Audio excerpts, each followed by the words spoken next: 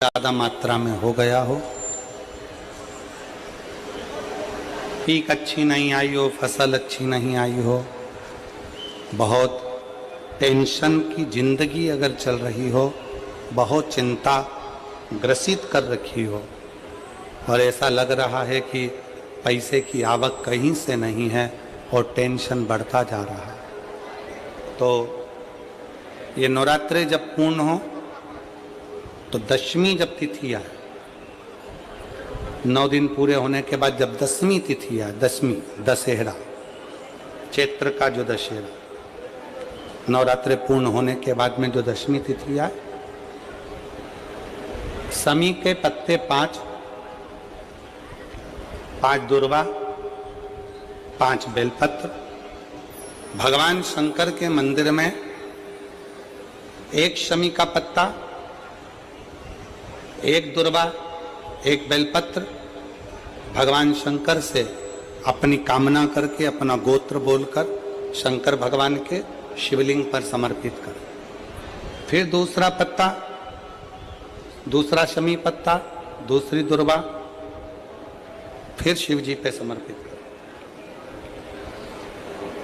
5 पत्ते शमी के, 5 दुर्वा, 5 बेलपत्र, जो विजयदशमी चैत्र महीने की रहेगी, चैत्र महीने की जो दसवीं तिथि रहे नवरात्रि के बाद की, समर्पित कर कर 1 लोटा जल 3 बार शंकर जी को उसी जल से 3 बार समर्पित करें।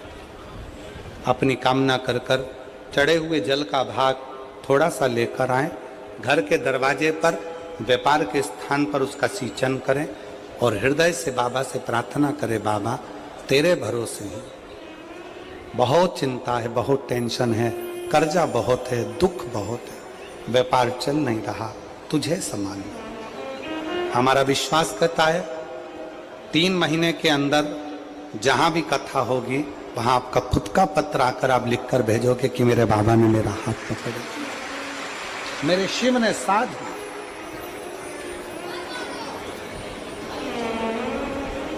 विजयदशमी पर शमी के पत्र की बड़ी महत्वता होती है।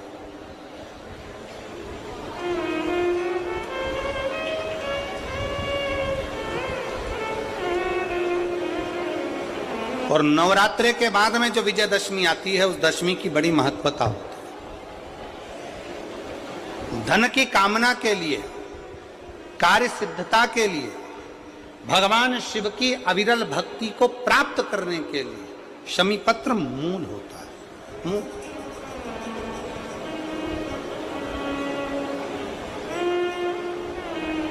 और हम तो बिल्कुल कहेंगे शहादा वालों से भी, और जितने आस्था चैनल पर कथा सुन रहे हैं, जितने टीवी पर कथा सुन रहे हैं, मोबाइल पर कथा सुन रहे हैं, कि कभी कभी 2 स्थान पर दीप लगाने में पीछे मत हटो। पहला, बेलपत्री के वृक्ष के नीचे। दूसरा, कहीं मौका लग जाए तो शमी के वृक्ष के नीचे भी कभी कभी अपनी कामना के लिए बाबा से प्रार्थना कर कर कि बहुत कर्जे में लदालूम हूं, बहुत तकलीफ चल रही है, तो बेलपत्री के वृक्ष के नीचे भी दिया लगाओ और शमी के पेड़ के नीचे भी दिया लगाओ। कभी कभी बाबा से प्रार्थना, फल मिलता।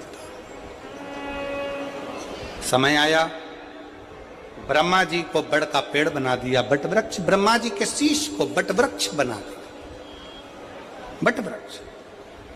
और फिर शिव कथा का वो भाव, भगवान शंकर, भगवान माता सती का त्याग और सती माता का भस्म होना और पार्वती के नाम से विख्यात होना, और शंकर पार्वती का मंगल विवाह होने जा रहा है। शंकर पार्वती जी पधार रहे हैं, जोरदार ताली बजाकर स्वागत, नंदन, अभिनंदन। भगवान शिव और पार्वती जी का, जिनका मंगल विवाह यहाँ हो रहा है। पार्वती मैया, भगवान शंकर, गुरु विष्णु, गुरु शिव।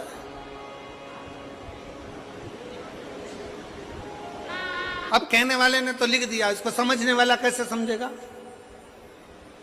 तो कहा 6 चीजें शिव महापुराण की कथा में पहुंचने पर गुरु के मुख से शंकर का गुणगान श्रवण करने पर 6 चीजें समाप्त हो जाती है।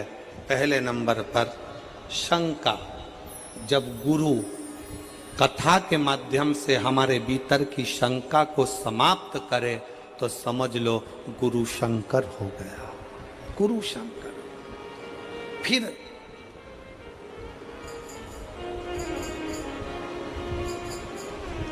गुरु शिव महापुराण की कथा के माध्यम से आपके भीतर के मोह को भंग करे तो समझ लो कि गुरु मोहन हो गया, मोहन मिल गया। शंका गई शंकर मिला, मोह गया मोहन मिला। फिर कहा गुरु अपनी वाणी से शिव महापुराण के माध्यम से हमारे भीतर के विश्व को, हमारे भीतर के उस कटुता को, हमारे भीतर के विश्व को, क्रोध को समाप्त कर दे तो समझ लो कि विष्णु मिल गया, विष्णु। और गुरु हमारे भीतर के भ्रम को समाप्त कर दे तो समझ लो कि ब्रह्मा मिल गया, ब्रह्मा। और गुरु हमारे भीतर की दुर्गति को समाप्त कर दे तो समझ लो कि दुर्गा मिल गई। और गुरु हमारे भीतर के गुरूर को, हमारे भीतर के गुरूर को, हमारे भीतर के अभिमान को समाप्त कर दे तो समझ लो कि कोई गुरु मिल गया। इसलिए शिव महापुराण की कथा में इन 6 चीजों को वर्णन करते हुए कहा, शिव महापुराण की कथा में बैठने पर आपके भीतर की शंका, आपके भीतर का मोह, आपके भीतर का विष, आपके भीतर का भ्रम, आपके भीतर की दुर्गति, आपके भीतर का गुरूर, अहंकार समाप्त हो रहा है तो समझ लेना कि आपके भीतर शिव का निवास होते चले जा रहा है और शंकर आपके हृदय में विराजमान होते चले जा रहे हैं। शिव बैठना।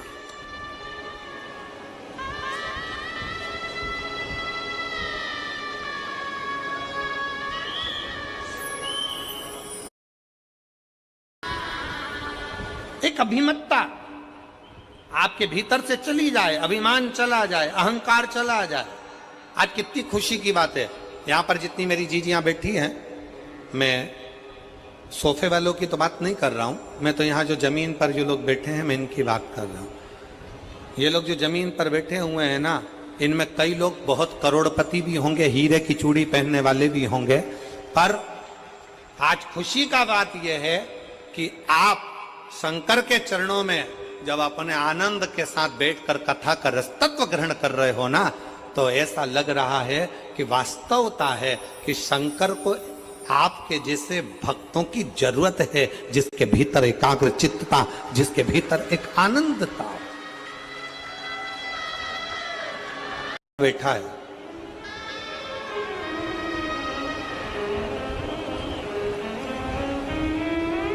मनीष ईश्वर मालिश टेम्भा, 14 साल का बच्चा। कहीं बैठा हो तो बेटा खड़े हो सकते हो। मनीष ईश्वर मालिश टेम्भा सारंग खेड़ा का है, 14 साल का बच्चा, 14 साल, जिसको 2022 में कैंसर हो गया था और डॉक्टर ने उस 14 साल के बच्चे को घर भेज दिया था कि ये 5 महीने से ज़्यादा नहीं रह सकता। 14 वर्ष।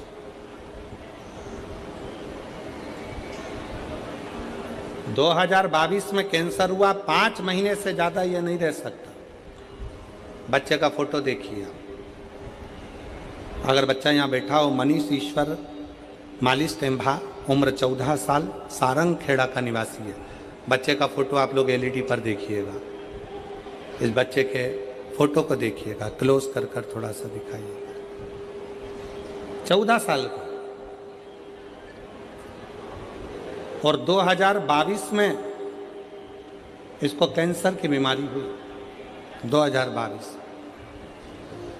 5 महीने डॉक्टर ने कहा कि यह 5 महीने से ज़्यादा नहीं रह पाएगा, इसको घर ले जाओ।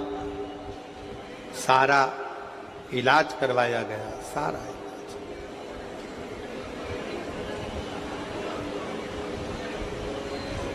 पत्र में लिखा, मेरा लड़का मनीष 2022 में इसको कैंसर हो गया। कैंसर हॉस्पिटल में इसका इलाज करवाया, प्रतिदिन बीमारी बढ़ती चली गई। डॉक्टरों के हिसाब से इसको घर भेज दिया गया। बेटे को घर वापस लेकर आ गए, क्योंकि अब जब शरीर में कुछ बचा ही नहीं है और 5 महीना है और बीमारी बढ़ती चली जा रही है, तो हम उसको घर लेकर आ गए। घर लाने पर हमने टीवी पर पहली बार आपका कथा देखी। मेरे बेटे ने कहा, माँ बस यही महाराज को चला दो, मैं देखता रहूंगा। और 5 महीना डॉक्टर ने दिया है माँ, इनको देखते देखते मैं चला जाऊंगा। टीवी चालू करके मेरी माँ छोड़ देती, मैं टीवी देखता रहता। एक दिन मेरे बेटे ने मुझसे कहा, माँ गुरुजी कहते हैं ना कि हिम्मत नहीं हारना, मुझे मंदिर तक जाना है। शरीर में इतना कष्ट था, लोटा हाथ में जल का भरकर बेटा मनीष मंदिर तक गया। शिव जी को जल चढ़ाकर बोला, सीहोर वाला बाबा कहता है कि मैं आपका बेटा हूं, और आपका बेटा हूं ना शंकर जी, तो क्या मैं इतनी जल्दी मर जाऊंगा, मेरे प्राण छूट जाएंगे? आप मुझे बेटा मानते हो ना बाबा, तो वो सीहोर वाले गुरुजी का कहना मानो और मेरा कैंसर ठीक करो ना बाबा। 5 महीने दिए हैं, जिसमें से 2 महीने निकल गए हैं, 3 बचे हैं। आज गुरुजी मैं छाती ठोक कर कहती हूँ, आज मेरे बाबा ने 2022